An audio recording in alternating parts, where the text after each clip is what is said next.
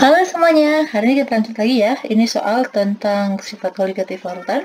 Oke, kita masuk aja langsung yang soal yang pertama. Ini jika jumlah mol partikel pelarutnya sama. Oke, di sini dibuat keadaannya ya, yaitu jika partikel pelarutnya itu sama, maka larutan yang mempunyai tekanan uap paling besar itu yang mana? Oke, jadi yang vertikal ini itu menunjukkan jumlah partikel zat terlarutnya, sedangkan yang horizontal ini menunjukkan jenis larutannya. Oke, teman-teman harus ingat konsep yang ini, ya kan? Jika tekanan uap, ini kan larutannya, berarti P. Tekanan uap larutan itu semakin besar, oke, jika mol zat terlarutnya, oke, itu semakin sedikit. Jadi, semakin banyak dia, nih misalnya, contoh ini dalam satu gelas kimia. Ini kan katanya pelarutnya sama ya, berarti jumlah nanti pelarutnya itu sama. Kita ibaratkan pelarutnya itu adalah yang bulat ini. Oke, sedangkan yang zat terlarutnya kita misalkan bulatnya itu yang ada, ini yang berisi bulatannya ya. Kalau itu kan tadi bulatannya kosong. Nih, jadi kalau misalnya dia mau menguap, ini kan misalnya dalam keadaan tertutup ya, misal. Jadi ini kalau dia menguap, ini dia bakalan bisa kehalang. Contoh yang ini ya, ini kan enggak ya.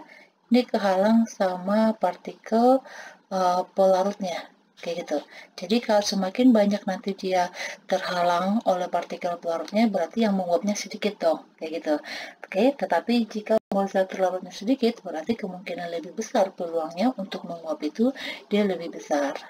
Oke, berarti ini jawabannya kita lihat aja yang jumlah partikel zat terlarutnya yang paling kecil. Oke, kita lihat ini ya, berarti yang paling kecil itu adalah yang ini, yang S. Kita, oke, lanjut lagi. Nih, perhatikan diagram PT berikut ini. Di sini diketahui ada diagramnya. Yang ditanya adalah titik yang menunjukkan titik beku pelarut. Oke, yang diminta di sini adalah titik beku pelarut ya. Oke, teman-teman pasti ingat nih diagram ini. Oke, jadi yang ini kan ada dua garis nih, bentuknya sama. Yang paling terluar ini adalah, oke, ini kalau misalkan kalau suhu ya semakin ke kanan kan berarti dia semakin besar ya. Berarti kalau kita lihat dari angka aja, mana yang lebih besar nilainya kalau titik beku sama titik larutan, otomatis yang larutan, ya kan? Karena titik didih air aja udah 100, sedangkan titik beku air itu 0, kayak gitu. Berarti yang paling ke kanan ini adalah untuk titik didih. Oke. Yang S ini adalah titik didih larutan. Kalau yang R ini adalah titik didih pelarutnya. Sedangkan kalau yang P, pokoknya yang paling luar itu larutannya. Ini adalah titik beku larutannya. Sedangkan yang Q ini adalah titik beku pelarutnya. Oke, dan nih, ini kan titik beku larutan, ini titik beku pelarut. Selisih dari P dan Q, ini yang kita kenal dengan delta TF. Sedangkan selisih R dengan S, ini yang kita sebut dengan delta TB. Oke, di sini yang diminta adalah titik beku pelarutnya, berarti pelarut berarti yang ini ya. Nah, berarti jawabnya adalah yang Q. Oke, yang B. Next lagi. Perhatikan tabel berikut. Di sini ada 5 larutan. Oke, di sini udah dikasih tahu ya bahwa larutan ini semuanya bersifat non elektrolit. Berarti untuk perhitungan di sini tekanan osmotik yang diminta ya. Untuk perhitungan tekanan osmotiknya kita nggak perlu dengan apa? Kita nggak perlu mengalihkannya dengan faktor Van Hoff karena ini larutannya non elektrolit kayak gitu. Di sini yang diminta dari kelima larutan non elektrolit ini yang memiliki tekanan osmotik paling besar, berarti V-nya yang paling besar itu yang mana? Oke, di sini diketahui nilai R-nya, nilai T-nya, oke sama ya untuk kelima larutan. Ingat teman-teman, ingat nih rumus dari V itu kan sama dengan M R T, ya kan? R-nya 0,08, T-nya itu kita jadikan dia dalam satuannya adalah Kelvin. Berarti kelima larutan ini memiliki R dan T yang sama. Oke, ini kita coret aja supaya kita nggak perlu ngitung nilai V masing-masing setiap larutan yang ada 5 ini. Jadi kelamaan waktunya. Jadi di sini kita lihat bahwa nih V sama M-nya ini sejajar atau sama artinya jika kemolarannya besar, berarti nilai V-nya juga besar, ya kan? Berarti kita akan cari yang nilai kemolarannya paling besar. Oke, teman-teman ingat rumus kemolaran itu kan gini, molar sama dengan mol per volume. Di sini udah diketahui molnya, bukan dalam bentuk massa lagi ya, udah diketahui molnya. Di sini diketahui dalam bentuk volumenya dalam mililiter. Ingat, kalau kita menggunakan rumus ini satuannya harus liter. Berarti ini yang milinya harus kita konversi dulu ke liter. Oke, dibagi 1000 ya. Ini menjadi 0,2, ini 0,4, ini 0,3, ini 0,25, oke, sedangkan ini 0,5. Oke, kita cari nih kemolaran untuk larutan yang pertama. Berarti kita tinggal masukin ke rumus yang ini aja ya. Berarti 0,1 per 0,2, ini kan kalau sama dibagi sama-sama 0,1 atau dikali 10, sama aja dengan setengah, ya kan? Setengah itu adalah 0,5 molar. Kalau untuk kemolaran yang kedua, berarti 0,1 dibagi 0,4, ini sama dengan 1/4, berarti ini sama dengan 0,25 molar. Kalau untuk yang ketiga, berarti 0,2 dibagi 0,3, berarti ini sama dengan 2/3, ya kan? 2/3 itu sama dengan 0,67. Ini pembulatannya ya, 0,7 molar, 67. Sedangkan kalau untuk larutan yang keempat, berarti 0,2 dibagi 0,25, ini sama aja dengan 2/2,5. Ya kan? Ini berarti nilainya itu adalah 0,8. Oke, sedangkan untuk larutan yang kelima, berarti 0,2 dibagi 0,5, ini sama aja dengan 2/5, 2/5 kan 0,4 ya. Oke, jadi hasilnya kita cek aja, berarti tekanan osmotik yang paling besar, berarti yang memiliki konsentrasinya paling besar, yaitu ini, yang M4, 0,8 molar. Berarti jawabnya adalah yang D. Oke, jadi teman-teman nggak perlu cari rumus ini, nggak perlu cari nilai nilai V-nya, nggak perlu. Jadi cari nilai M-nya aja. Oke, karena kan nilai R-nya nanti bakalan sama semuanya. Oke, bisa ya. Dan titik didih molal. Oke, di sini diketahui titik didih molal suatu air adalah ini. Kalau tekanan titik didih ini berarti dia nilai KB-nya. Oke, KB-nya 0,5 derajat Celcius. Massa MgCl, oke, di sini diketahui dia senyawanya adalah MgCl2, berarti ini larutan elektrolit atau non? Oke, pintar. Ini termasuk ke dalam larutan elektrolit. Oke, contoh nih, membuktikan ya. Ini berarti kalau bisa kita ionin, berarti dia merupakan larutan elektrolit. Kayak gitu. Ini berarti kalau kita lihat ya, ini N-nya berapa? N itu adalah jumlah dari molnya, jumlah dari ionnya, ya kan? Di sini ada 1, di sini ada 2, berarti totalnya ada 3, kayak gitu. Terus di sini diketahui bahwa massa pelarutnya yaitu air 500. Terus di sini yang ditanya adalah berapa massanya yang diperlukan. Oke, ini adalah titik didih, berarti teman-teman ingat rumusnya ini ya. Delta TB sama dengan KB dikali molal dikali I, ya kan? Karena ini larutan elektrolit.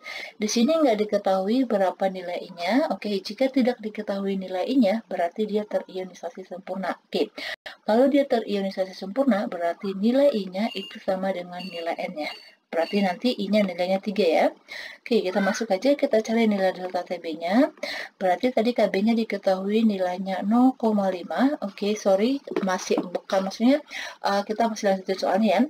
Di sini pelarutnya itu 500 gram, dan katanya untuk menaikkan titik didih menjadi, oke, ini titik didih larutannya udah diketahui, berarti TBL-nya ya, itu sama dengan 100,15 derajat Celcius.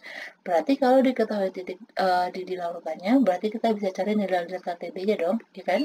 Berarti nilai delta TB, oke. Kalau titik didih, berarti yang paling besar itu nilainya adalah titik didih larutannya. Oke, berarti TBL dikurang TBP. Di sini diketahui titik didih larutannya adalah 100,15. Di sini diketahui pelarutnya adalah air, berarti titik didih airnya adalah 100. Ini derajat Celcius ya, berarti ini 0,15 derajat Celcius untuk nilai delta TB-nya. Kita masukin nilainya, ya kan, karena diketahui delta TB-nya, berarti ini 0,15 Kb. Oke, kita cari. Oke, kalau molar ini kan ada rumus cepatnya ya, kalau teman-teman masih ingat nih. Molar sama dengan massa per mr dikali 1000 per pelarut garamnya. Oke, berarti masukin aja nih. Kita kan mau cari massa nih, berarti massanya dibagi MR-nya ini adalah MgCl. Oke, di sini sudah diketahui bahwa MR-nya adalah 95 dikali 1000 per pelarutnya diketahui airnya 500. Berarti ini kali 500 dan ini I-nya tadi I sama dengan N. Berarti di sini ada 3. Oke, ini dicoret, coret ini menjadi 2. Kan ini tinggal kali silang aja. Berarti 0,15 sama 0,5 bisa ya. Oke, ini habis, ini jadi 3. Oke kan, 0,15 kan 0,15 dibagi 0,5 itu kan 0,3 ya. Ini kan 0,3 berarti kita kali bilang aja. Kalau 3 oke, sorry, bukan 3, 0,3. Oke, 0,3. Berarti 0,3 dikali 95 ini adalah 28,5. Berarti ini dikali, berarti 6 dikali massa, ya kan? Berarti massanya sama dengan 28,5 dibagi 6 sama dengan 4,75 gram. Oke, berarti di sini kita ketahui bahwa massa dari magnesium klorida yang harus dilarutkan itu sebanyak 475 jika kita ingin mendapatkan titik didih larutannya 100,15 derajat Celcius. Kayak gitu ya. Oke, lanjut lagi. Berikut ini beberapa contoh penggunaan dari sifat kualitatif larutan dalam kehidupan sehari-hari yang ditanya. Contoh yang merupakan penerapan dari tekanan osmosis. Oke, berarti di sini tanya yang V ya. Pemakaian infus, oke, ini tadi udah ada, berarti ini V. Penambahan NaCl dan CaCl2, berarti ini garam ya. Pada salju, ini berarti adalah penurunan titik beku. Pemberian garam pada sayur, nah ini titik didih. Oke, sedangkan kalau pemakaian obat tetes, ini juga tekanan osmotik. Pemberian garam pada eksputer itu adalah titik beku. Yang diminta adalah osmosis berarti 1 dan 4. Berarti jawabnya adalah yang B. Oke, bisa? Next lagi. Ini soal yang terakhir ya. Sebanyak 30 gram NaOH yang terlarut dalam air hingga 1 liternya mempunyai tekanan osmotik. Oke, mempunyai tekanan osmotik yang isotonis terhadap yang larutan ini yang mana? Oke, ingat ya kalau isotonis itu berarti memiliki tekanannya yang sama. Itu yang namanya isotonis. Berarti nanti tekanan dari NaOH ini yang mana yang sama dengan kelima larutannya di bawahnya. Sebelumnya berarti kita harus tahu dulu nih berapa tekanan osmotik ini. Oke, lagi-lagi nih, rumus cari V itu kan sama dengan M dikali R dikali T dikali I kalau dia elektrolit. Tapi kalau dia non elektrolit berarti tidak dikali I. Oke, di sini nggak diketahui, bentar. Di sini nggak diketahui berapa R sama T-nya. Oke, berarti kita coret aja karena dia kan nilainya sama nih, nilai R-nya. T-nya juga dianggap sama. Oke, berarti yang kita cari apa? M-nya, kemolarannya. Berarti ini karena dia massa, kita pakai dengan rumus cepat aja ya. Yang ini. Molar sama dengan massa per ml dikali 1000 per volume. Karena kan molar, bukan molal. Berarti ini nilainya berapa? Massanya 30, MR-nya 40. Di sini diketahui 1000 per, ini dia dalam 1 liter. Berarti ini 1000. Oke, berarti ini 3 per 4 sama dengan 0,75 ya. Ya kan? Berarti 3 per 4 sama dengan 0,75. Jadi kita cari nanti yang kemolarannya yang 0,75. Oke, kita cek satu-satu. Untuk yang A, kita menggunakan rumus yang ini ya, supaya cepat. Oh, sorry. Ada satu kekurangan. Ini harus dikali 2. Kenapa dikali 2? Karena NaOH ini itu merupakan larutan elektrolit. Ini kalau kita ionin, ini menjadi Na plus tambah OH min. Berarti nilai N-nya, jumlahnya ini sama ini adalah 2. Oke, karena di sini nggak diketahui dia berapa yang terdisosiasi atau berapa nilai alfanya, berarti itu dianggap 1. Berarti 0,75 dikali 2, berarti ini sama dengan 1,5. Oke, berarti kita cari yang nilainya 1,5 ini. Kalau kita masukin rumusnya, ini cari molar ya. Berarti ini 41 per MR-nya udah diketahui 164 dikali 1000 per. Di sini katanya volumenya dianggap sama, berarti dia sama-sama 1 liter. Ini Na3PO4. Oke, kita cek. Na3PO4 ini bisa nggak diionin? Oke, kalau kita ionin ya, jadi 3 Na plus ditambah PO4 3 min. Berarti N-nya sama dengan 4. Berarti ini dikali 4. Oke, coret-coret. Berarti 41 dikali 4 kan 164 ya. Nah, 164 dibagi 164 ini sama dengan 1 molar. Berarti bukan yang A, ini 1 molar. Kalau yang B, oke, B-nya berarti kan 16 per 64. Oke, ini 1000 sama 1000, berarti nanti tinggal coret. Kita kali, ini dikali I enggak? Dikali ya, berarti kan kita buat nih, MgSO4. Ini kalau kita ionin menjadi Mg2 plus tambah SO4 2 min. Berarti nilainya 12, berarti sama dengan 2. Oke, ini dikali 2. 16 dikali 2 berarti 34, 32 ya. Ya kan? 32 per 64 itu kan berarti setengahnya ya. Berarti 0,5. Ini juga bukan. Kita cek yang C. Yang C berarti 74 per 148 dikali ini 1000 per 1000-nya. Oke, dikali. Oke, MgNO3, magnesium nitrat. Berarti ini Mg2 plus ditambah 2NO3 min. Berarti N sama dengan 3 ya. Ini 2, 1, 3. Berarti ini kita kali 3. Oke, 74 per 148 ini kan berarti setengah ya. 1 per 2. Berarti ini sama dengan 3 per 2. Ini dia nilainya sama. 1,5. Udah ketemu deh. Ya kan, tadi kita maunya ini. Yang punyanya si, ini 1,5. Berarti jawabnya adalah yang C. Oke, jadi caranya seperti itu. Kalau yang D sama E, ini dia non-elektrolit. Oke, ini non-elektrolit. Berarti nggak perlu dikali dengan I. Ini kan urea nih. Ini glukosa. Berarti nanti ini tinggal 20 per 30.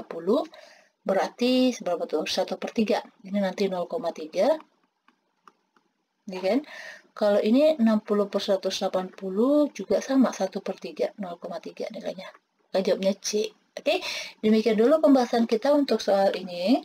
Nanti kita lanjutin lagi soal-soal berikutnya. Semoga teman-teman bisa terbantu dengan soal ini. Maaf kalau ada suara berisik. Oke, semoga teman-teman bisa mengerti ya. Dan teman-teman harus banyak latihan supaya terbiasa dengan soalnya. Oke, dan jangan lupa please subscribe dan share ya. Demikian dulu. Terima kasih.